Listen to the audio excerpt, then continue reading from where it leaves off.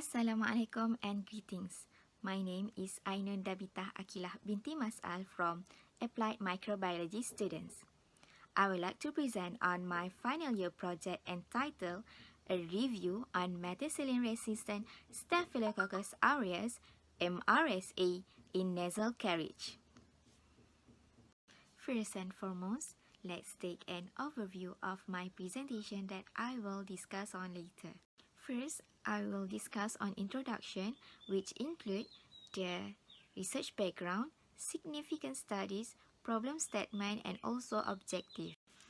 The research background of these studies will tell you about Staphylococcus aureus in the human snare, especially MRSA.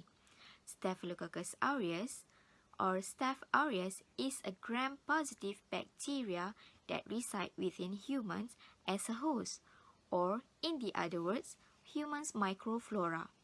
It is a commensal bacteria but also can be opportunistic pathogen. It is well adapted to colonize in the human epidermis, while the human snare is the usual microbiome for Staph aureus. But the anterior nares is considered the primary habitat of Staph aureus. As you can see in the diagram, it is where the rate of Staph aureus colonize in the human's body, and the nose shows the highest percentage of Staph aureus colonization.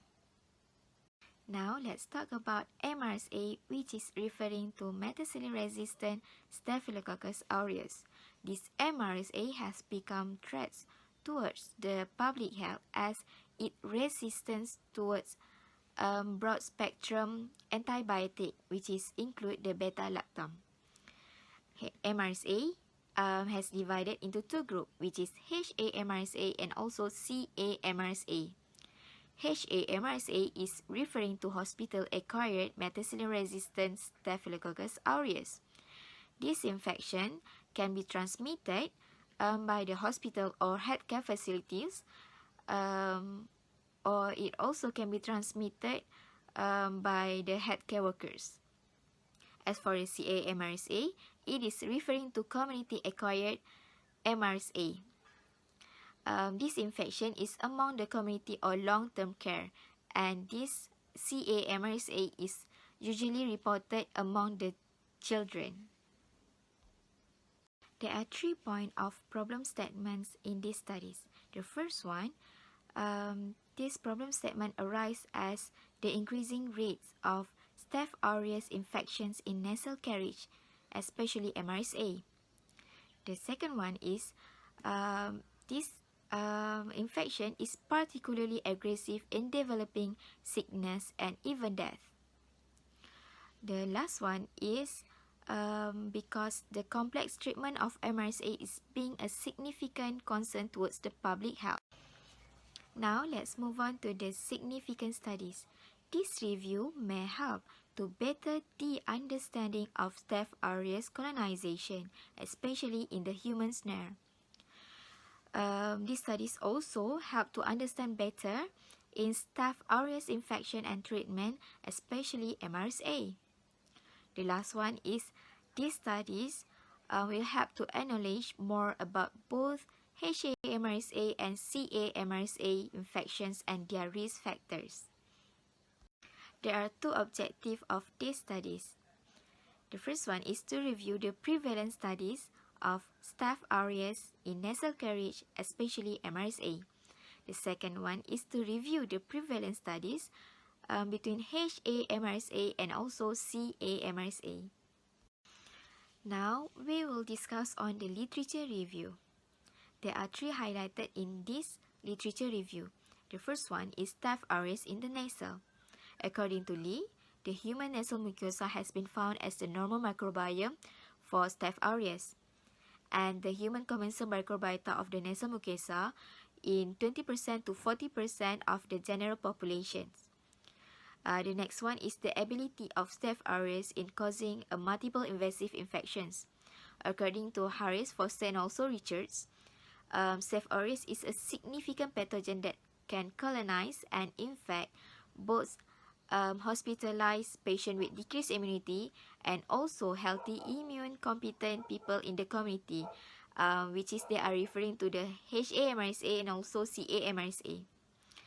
The last one is the increasing cases of MRSA.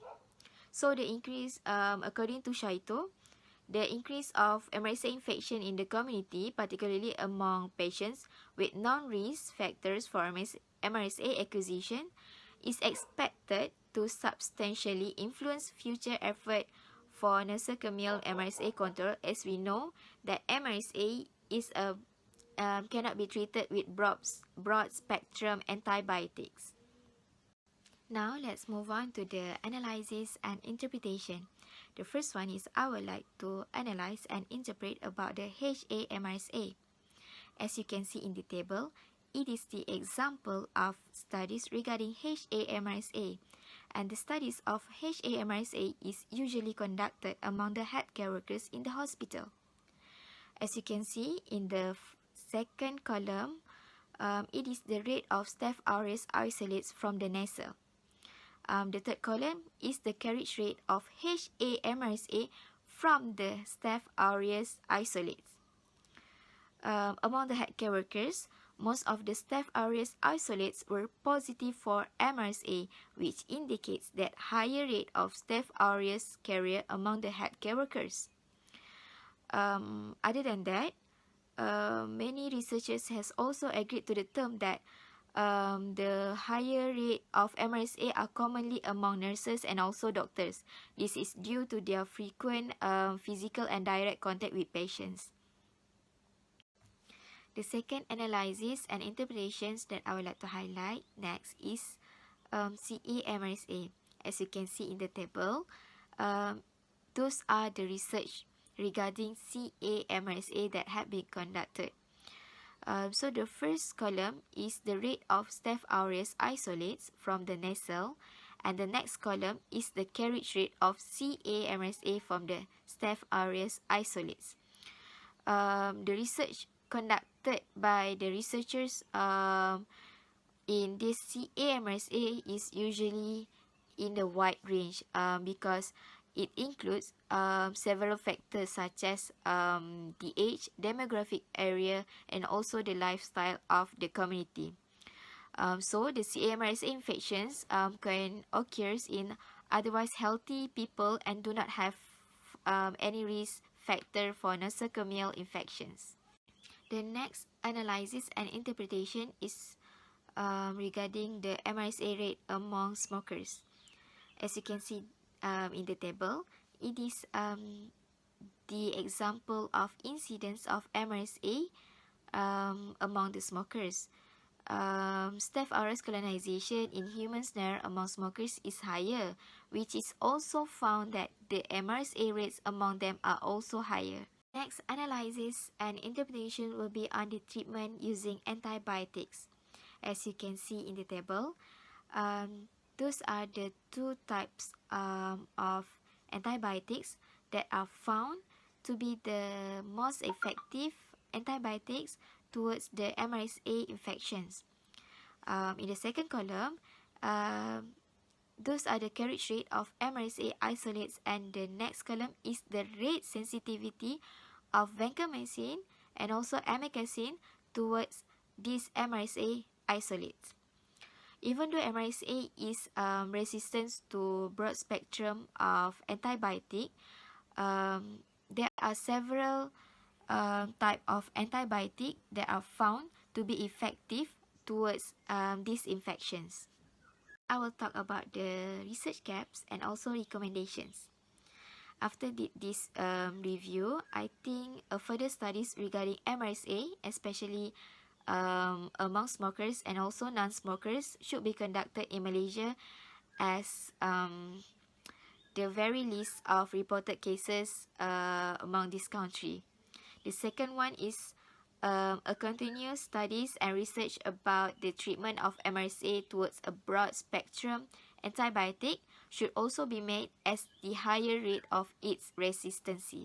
As for conclusions, the prevalence studies of HA-MRSA in nasal carriage that has been reviewed in those articles are commonly particular among the healthcare workers. As for CAMRSA, that shows an increasing number of cases has been the threat towards the public health. So, a continuous study should be conducted. Lastly, I would like to acknowledge and thanks to Dr. Azia Abdul Aziz as my supervisor from UiTM Salam and also Faculty of Applied Science UiTM Salam for giving me a full support throughout my writing and revision journey. And also, I would like to express my gratitude towards my family and friends for giving me motivational and emotional support throughout this project.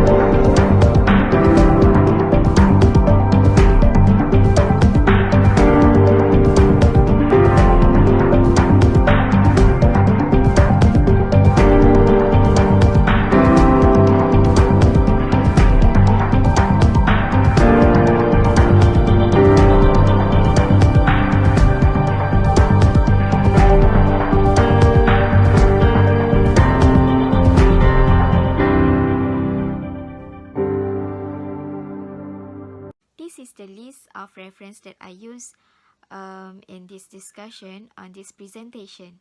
With that, I end my presentation with thank you.